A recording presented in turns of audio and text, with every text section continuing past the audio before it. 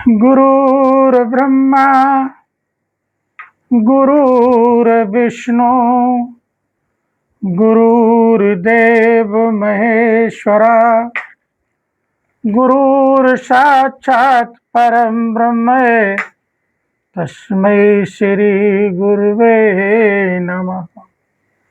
तस्मै श्री गुरुवे नमः।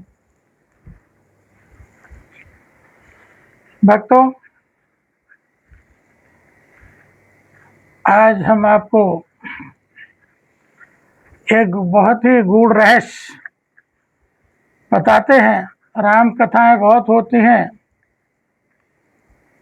भागवत कथाएं बहुत होती हैं, लेकिन उसमें बहुत कम ऐसा होता है कि गूढ़ रहस्य बताए जाते हों। आज हम पौराणिक कथाओं के अनुसार एक रहस्य बताने जा रहे हैं कि महाराजा दशरथ के जन्म की एक बहुत ही अद्भुत घटना है, उसका वर्णन करने हम जा रहे हैं। अगर आप लोगों को अच्छी लगे तो हमारे इस चैनल को लाइक करना, सब्सक्राइब करना ना भूलें। तो राजा दशरथ के जो पिता थे, राजा अज, बहुत ही बलवान और धर्मात्मा, प्रजापालक और सर्वगुण संपन्न राजा थे। उनके जैसा बलशाली, धनुर्धर और ज्ञानवान राजा कोई नहीं था। वो भगवान शिव के एक बहुत ही घनिष्ठ सेवक थे। जब तक वो भगवान शिव की पूजा नहीं कर लेते थे, अन्न जल ग्रहण नहीं करते थे। एक समय की बात है कि लंका का राजा रावण और राजा अज के साथ युद्ध करने की तमन्ना से और राजा अज के पास आया। उस समय राजा अज भगवान शिव की और दोपहर की वंदना कर रहे थे।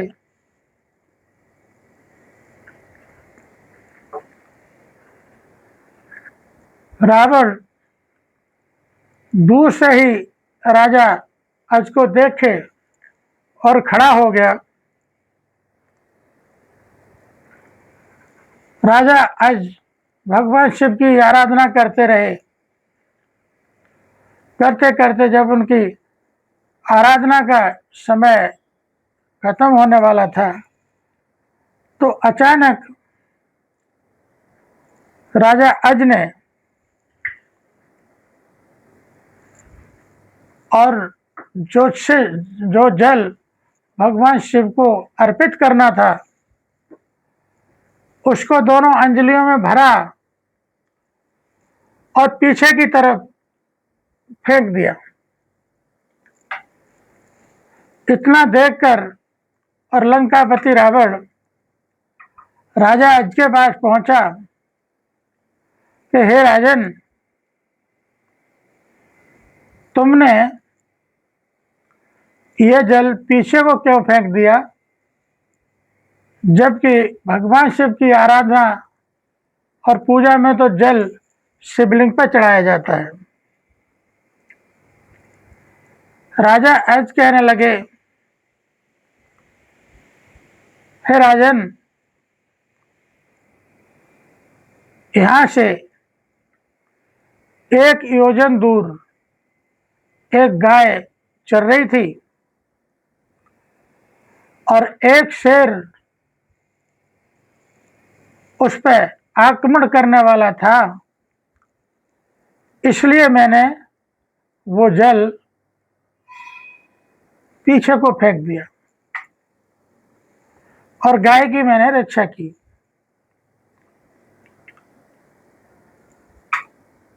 यह देखकर रावण को बड़ा अचंभा हुआ। उसने सोचा कि युद्ध तो कभी भी कर लेंगे, चलो जाकर देखते हैं कि इसका रहस्य क्या है। तो उसी दिशा में और रावण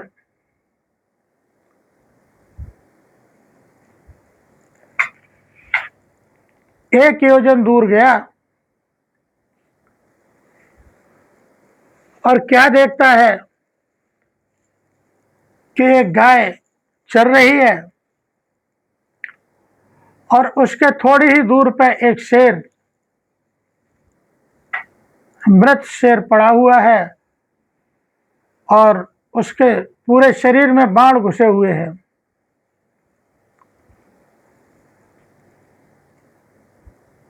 उसने कहा कि अरे, जो राजा इतना शक्तिशाली हो कि जिसके जल से बाण बन जाते हों और एक योजन दूर और शेर को मार के उन्होंने गाय की रक्षा की है, मैं उससे युद्ध कैसे कर सकता हूं। और इतना सोच कर ही वो लंका वापस चला गया।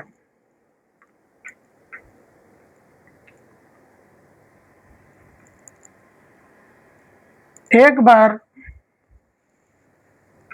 राजा अज जंगल में भ्रमण करने के लिए निकले। उन्हें एक बहुत ही सुंदर सरोवर दिखाई दिया और उस सरोवर में एक बहुत ही सुंदर कमल का फूल खिला हुआ था। राजा अज को उस फूल को तोड़ने की बहुत तमन्ना हुई।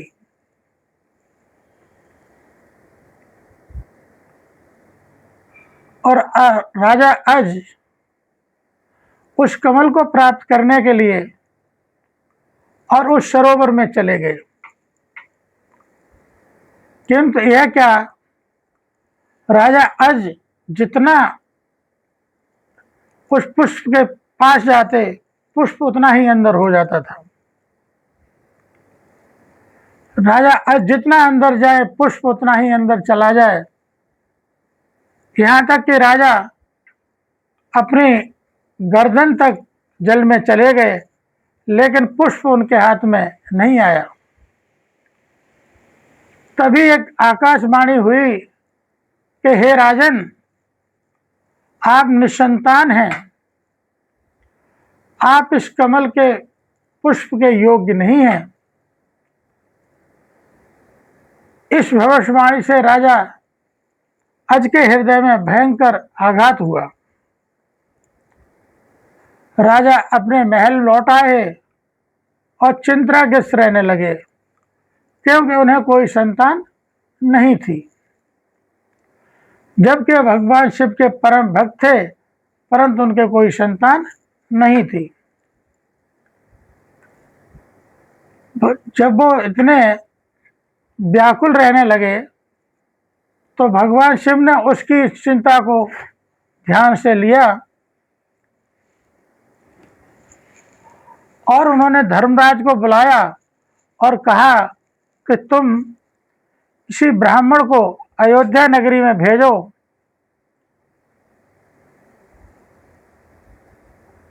और जिससे कि राजा जनक को संतान की प्राप्ति के आसार हों, कोई ऐसा ब्राह्मण राजा अज के पास भिजवाओ।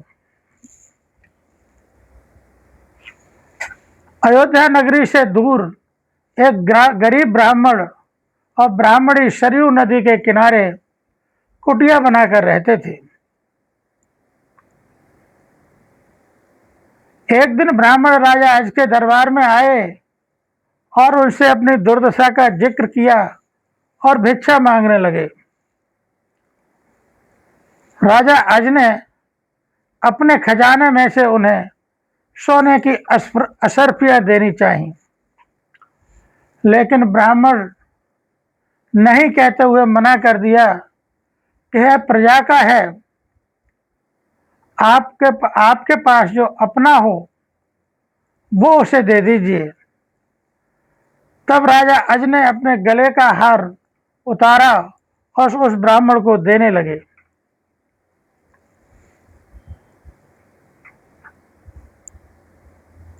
और नगर में किसी के काम के उसको देने लगे, लेकिन ब्राह्मण ने मना कर दिया। उन्होंने कहा, महाराज, ये गले का हार भी आपका नहीं है, यह भी प्रजा की संपत्ति है, ये हार भी आपका नहीं है। तो राजा ने सोच विचार किया कि अब कैसे किया जाए। एक दिन राजा संध्या के समय और एक गरीब का रूप धारण करके, मजदूर का रूप धारण करके और कहीं भी परिश्रम करने के लिए निकल पड़े। और जब वो परिश्रम करते करते थक गए, लेकिन उन्हें कहीं भी परिश्रम के लिए कुछ नहीं मिला। घूमते घूमते राजा अज एक लोहार के पास पहुंचे और लोहार से कहने लगे, भाई, मुझे कोई काम मिल सकेगा आपके पास में? लोहार अकेला था, उसके पास हथौड़ा चलाने वाला कोई नहीं था। उसने कहा, हाँ भाई, अगर आप हथौड़ा चला सकते हो तो इसके बदले में आपको 1 टका दूंगा। अब राजा अज तो राजा थे, उन्होंने कभी हथौड़ा देखा भी नहीं था, चलाया भी तो बहुत बड़ी बात है। वो उल्टा सीधा हथौड़ा मारते तो वो लोहार उनको डांटता था। लेकिन धीरे धीरे उन्होंने 1 दिन 2 दिन हथौड़ा चलाया तो हथौड़ा चलाने लगे। तो उस लोहार ने उनको 1 टका दिया। उसे लेकर राजा अज अपने महल में और वापिस आ गए और वहां से राजा उस ब्राह्मण की कुटिया में पहुंचे, लेकिन ब्राह्मण घर पे नहीं था। उन्होंने वह टका उस ब्राह्मण की पत्नी को दे दिया और कहा कि इसे ब्राह्मण को दे देना। जब ब्राह्मण वापस आया तो ब्राह्मण की पत्नी ने वह टका ब्राह्मण को दे दिया। ब्राह्मण ने उस टके को जमीन में फेंक दिया। तभी एक आश्चर्यजनक घटना हुई। जहां टका फेंका था वहां एक गड्ढा हो गया। उस गड्ढे को और खोदा तो उसमें से सोने का एक रथ निकला और आसमान में चला गया। इसके पास ब्राह्मण ने और खोदा तो दूसरा सोने का रथ निकला और वो भी आसमान में चला गया। इसी प्रकार से सोने के 9 रथ निकले और आसमान में चले गए। और जब 10वां रथ निकला तो उस रथ पर एक बहुत सुंदर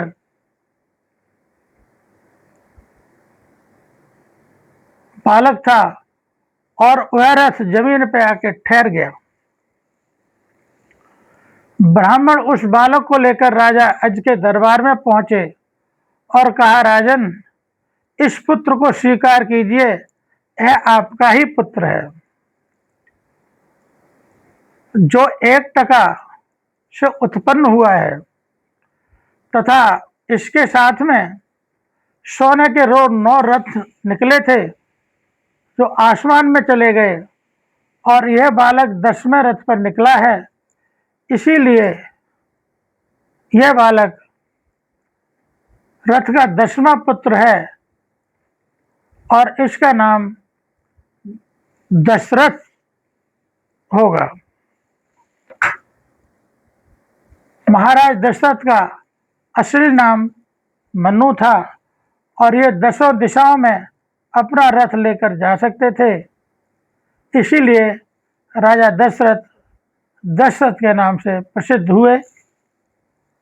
अगर ये कहानी आपको अच्छी लगी हो तो हमारे चैनल को लाइक करना और सब्सक्राइब करना न भूलें। धन्यवाद।